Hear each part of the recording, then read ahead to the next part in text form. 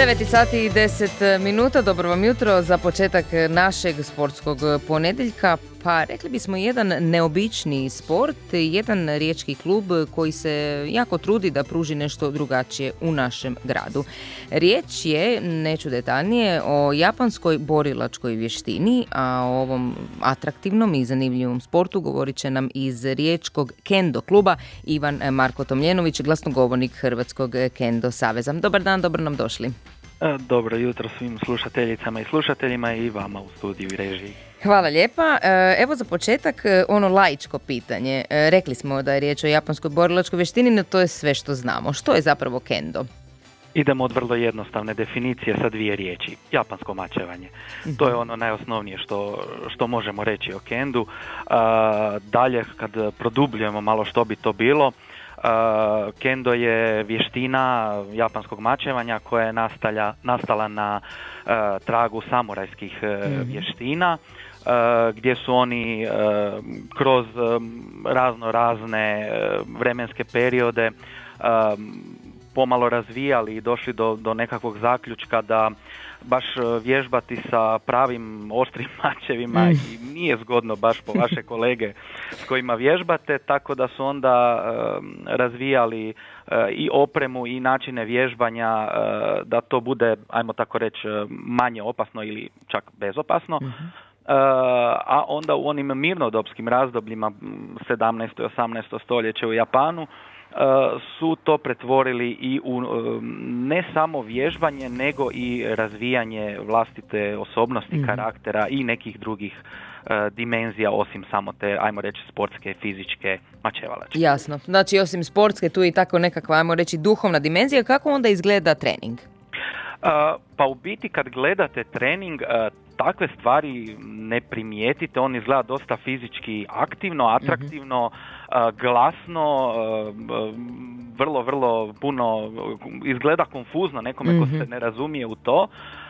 Međutim, kroz cijeli trening su prožeti elementi obrazaca nekakvih ponašanja vezano uz poštovanje prema onome s kim vježbamo, prostoru koji vježbamo, odnosi između ljudi, tako da se u biti taj dio može primijetiti kroz, mi recimo prije i nakon svake vježbe napravimo jedan naklon u znak poštovanja s osobom kojom smo vježbali, recimo taj dio se primijeti, dok ostalo sve dođe kroz godine treniranja onako intuitivno, u biti ugrađeno je u vaš karakter. Što nam je potrebno, Ivane, za kendo? Ako se želimo doći i odraditi jedan trening, s čim dolazimo? Što nam je potrebno osim dobre volje? Za početak prvenstveno tako je dobra volja. Od ostalog za početak vam stvarno trebaju nekakve osnovne stvari. Duge hlače, odnosno trenerka.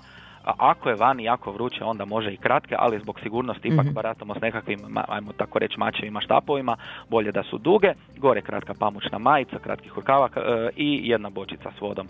Sve ostalo imamo mi u klubu, a kasnije se krene u ovu opremu i atraktivnu odjeću koju i mi nosimo, ali to tek nakon što se razvije jedne osnove se ipak moraju doći do njih, najviše što se koraka tiče, da bi se onda moglo trenirati u opremu. Evo, rekli smo da je bezopasno, što znači da su i svakako dobrodošla djeca. Postoji li dobna granica? Ima li vas u klubu ovako različito, šareno?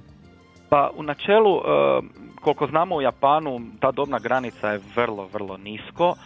Ona je, ne znam da li je 2 ili 3 godine starosti već dovoljno, međutim naravno mi smo u Europi, tako da to ne možemo mi ponuditi.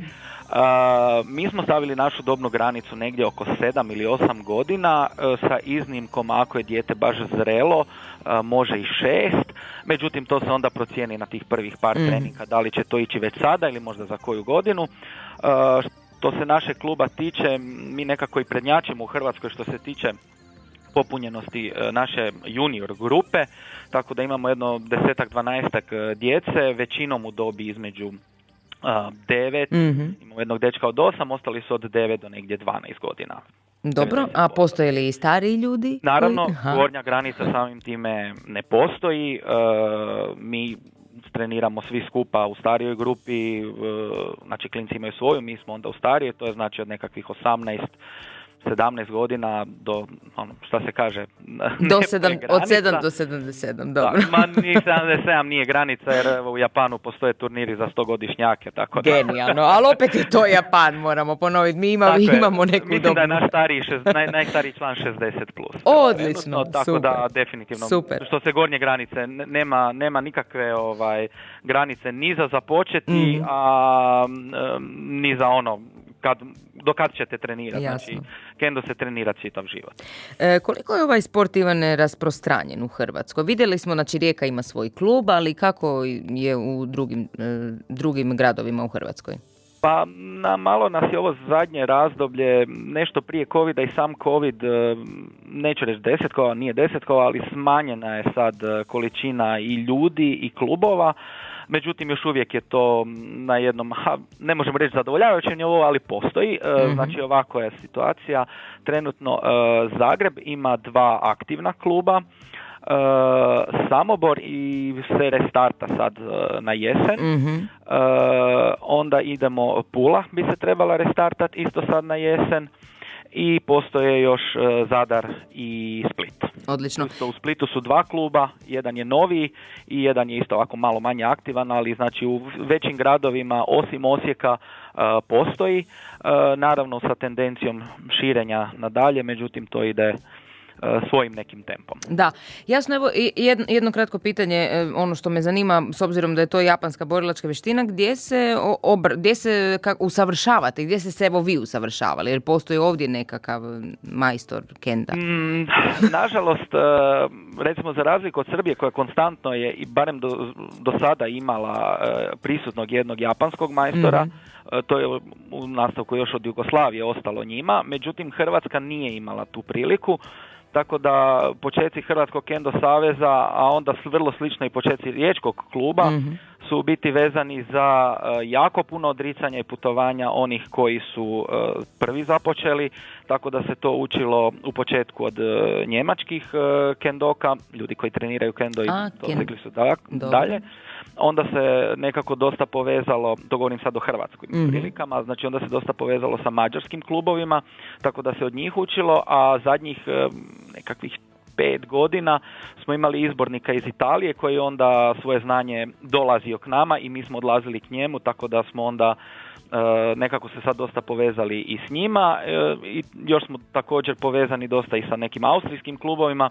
Uglavnom, znači, voditelji su ti koji onda skupljaju znanje i putuju okolo, obrazuju se. Međutim, evo recimo, zgodno je spomenuti da sad nije bilo zbog covida, ali prije covida smo imali priliku u Zadru uvijek krajem 6. mjeseca, početkom 7. mjeseca dovesti jedno od, ajmo reći, najjačih bijelih imena, da tako kažem, znači ne azijskog, ne nekog drugog podrijetla, to je Novozelanđanin Alex Bennett, koji je u biti profesor Buda u Japanu. Sad imamo najavu, on bi trebao doći upravo u Rijeku u 12. mjesecu na Hrvatsko državno kendo prvenstvo, tako da nadamo se da će se to realizirati. On je baš jedna vrlo, vrlo renomirana osoba. Kad tražite kendo na YouTube-u, ja mislim da ćete vrlo sigurno u prva 3 rezultata barem 2 imati njegova. Pogledat ćemo. Dobro, i još za kraj, evo, iskoristit ćemo priliku da zapravo pozovemo u vaš klub sve roditelje koji su zainteresirani možda za djecu ili slično, pa evo možete reći nekoliko servisnih informacija gdje se javiti, kada su upisi. Znači, nama se možete javiti na našem Facebooku, na našem Instagramu, na moj broj telefona 098 982 6557, da li glasom, da li porukom WhatsApp, Viber, svejedno je. Mi sad do početka početničkog tečaja koji bi trebao krenuti 13.9. imamo i nekoliko aktivnosti, to je recimo ovaj vikend, imamo dječji kendo kamp gdje nam dolaze Splićani i Austrijanci koji traje od četvrtka večer do nedjelje ujutro. Također 11.9.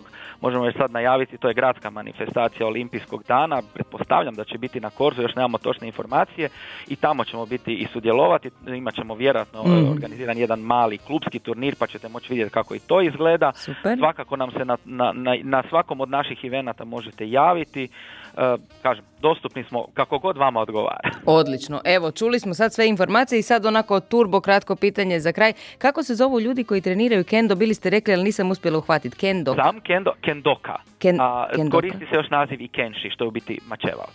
Aha, kendoka. Znači jedan je rod, samo kendoka, nema muški Kendoka. ženski. Dobro. Inače japanski jezik nema. Da, zato i pitam. Super, dobro, hvala vam puno na svemu. Evo, hvala što ste predstavili riječki klub kendo. Nisam nikada čula za japansko mačevanje. Čini mi se da je ipak nešto drugačije od onoga što mi znamo kao mačevanje, je li tako? Tako je, osim same fizičke komponente, jako puno se može dobiti na antistresu, to je najbitnije možda za recimo starije osobe, dok kod djece se jako puno razvije i poštovanje, i fokus, i nekakve druge karakterne osobine koje su vrlo, vrlo korisne i pozitivne za daljnji i razvoj i nastavak nekakvog normalnijeg života. Hvala vam puno. Bio je to iz Riječkog kendo kluba Ivan Marko Tomljenović, inače i glasnogovornik Hrvatskog kendo saveza. Puno sreće u daljnjem radu i hvala vam. Hvala vama i pozdrav još jednom svim slušateljicama i slušateljima.